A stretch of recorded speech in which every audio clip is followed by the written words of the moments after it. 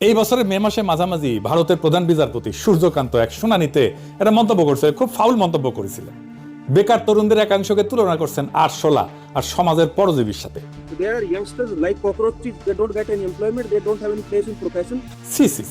পরে কইছে ভুল বোঝা হয়েছে, যেমন কয় আর কি। হ্যাঁ, হাসিনা যেমন রাজাকারকে কইছিল আমার মন্তব্যকে ভুল বুঝেছিল। যাই হোক, কয়েকদিনের মধ্যে একটা অসম্ভব জিনিস ঘটে উঠলো, কেউ আন্দাজি করেনি। লক্ষ লক্ষ তরুণ এই আরশোলা গালিটাকে নিজের নাম বানায় নিল। তোমরা আমাদের আরশোলা বলছো, ঠিক আছে, তাহলে দেখো আরশোলারা এক হইলে কি হয়। তুমি আমাদের রাজাকার বলছো, দেখো রাজাকাররা এক হইলে কি হয়। জন্ম নিল ককরোচ জনতা পার্টি, একই রকম ভাবে বাংলাদেশের মতো। নামটা নিজেই একটা স্যাটার। ভারতীয় জনতা পার্টির বদলে ককরোচ জনতা পার্টি, এটা প্যারোডি। আর 2 মাস পরে দিল্লির রাস্তায় হাজার হাজার তরুণ। এই ককরোচ জনতা পার্টির প্রতিষ্ঠাতা অভিজিৎ দে একজন 30 বছর বয়সে কমিউনিকেশন স্ট্র্যাটেজি বোস্টন ইউনিভার্সিটি থেকে পাবলিক রিলেশনসে মাস্টার্স করছে। ককরোচ পার্টি যে গতিতে ছড়াইছে সেটা অবিশ্বাস্য। চালুর 78 ঘন্টার মধ্যে ইনস্টাগ্রামে 30 লক্ষ ফলোয়ার, 5 দিনে কম সময় 1 কোটি পার। বিজেপির অফিসিয়াল অ্যাকাউন্টকে ছাড়াই গেছে। মে মাসের শেষে 2 কোটির বেশি ফলোয়ার, 3,50,000-এর বেশি রেজিস্টার্ড সদস্য। 12 বছর ধরে ক্ষমতায় থাকা একটা দলের চেয়ে বেশি ফলোয়ার 2 মাস বয়সে একটা স্যাটায়ার আন্দোলন। এটা শুধু একটা সংখ্যা না, এটা একটা সিগন্যাল। তারা রাস্তায় নামলো কেন? 2টা কারণ। 1, পরীক্ষা কেলেঙ্কারি। ইন্ডিয়ার মেডিকেল এন্ট্রান্স পরীক্ষা প্রশ্ন ফাঁস হয়ে গেল। সরকার পরীক্ষা বাতিল করতে বাধ্য হইল। 3রা মে পরীক্ষার পরপরই প্রশ্ন ফাঁসের অভিযোগ ওঠে। রাজস্থানের টেলিগ্রামে ছড়ানো প্রায় 120টা প্রশ্ন গেস্ট পেপারের সাথে মিলে যায়, সাজেশনের সাথে মিলে যায়। 20 লক্ষের বেশি পরীক্ষার্থী অংশ নিয়েছিল। পরীক্ষা বাতিল হয় এবং এর জেরে আত্মহত্যার ঘটনাও ঘটে, ঠিক হাসিনা আমলের মতো। একের পর এক প্রশ্ন ফাঁসের ছিল না। এই একটা ঘটনায় গোটা দেশের তরুণদের ক্ষোভের প্রতীক হয়ে দাঁড়াইল। আর 2 নাম্বার, রাষ্ট্রীয় দমন। এখানে একজন মানুষকে আমাদের চিনতে হবে, যাকে না চিনলে আন্দোলনের মাত্রা বোঝা যাবে না। সোনাম ওয়াংচুক কে ইনি লাদাখের একজন ইঞ্জিনিয়ার, শিক্ষা সংস্কারক এবং পরিবেশ কর্মী। 1988 সালে উনি সেকমল নামে একটা বিকল্প স্কুল আন্দোলন গড়ে তোলেন।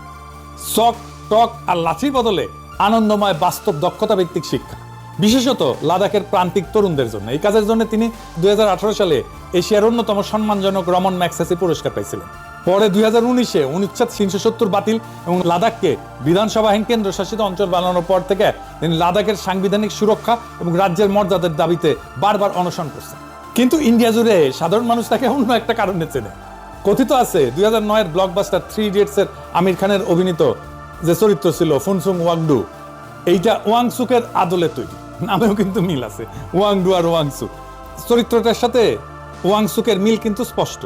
প্রথাগত শিক্ষা ব্যবস্থার বিরুদ্ধে বিদ্রোহী, উদ্ভাবক, প্রত্যন্ত এলাকায় শিশুদের আনন্দে শেখানো একজন শিক্ষক। এবং আমির খানও কিন্তু ওইরকম লাদাখের আশেপাশে গেছিল আর কি।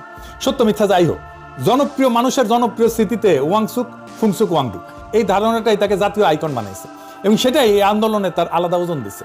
এই মানুষটাই 59 বছর বয়সী ম্যাগসেসে জয়ী লক্ষ তরুণের কাছে অল ইজ ওয়েলের প্রতীক। যখন ককরোচ আন্দোলনের সংগতিতে তিনি 3 সপ্তাহ অনশন করলেন আর পুলিশ তাকে জোর করে হাসপাতালে নিয়ে গেল, তখন ক্ষোভ বিস্ফোরিত হইল। একজন সাধারণ কর্মী না, একজন জাতীয় নৈতিক প্রতীকের গায়ে হাত পড়ায় আন্দোলন নতুন মাত্রা পেল। আর 20 জুলাই 10,000-এর বেশি বিক্ষোভকারী পার্লামেন্টের দিকে মিছিল করলো, দাওয়া দিল। পুলিশ কাঁদানে গ্যাস, লাঠি চালাইলো।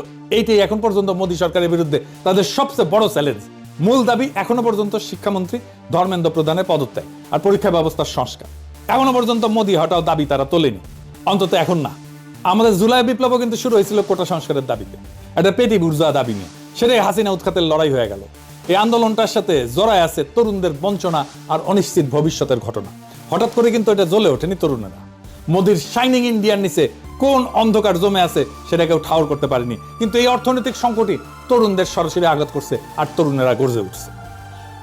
পিনাকি ভট্টাচার্যের এরকম আরও আপডেট নিত্য নতুন ভিডিও পেতে চ্যানেলটি সাবস্ক্রাইব করবেন এবং একটি লাইক দিয়ে পাশে থাকবেন।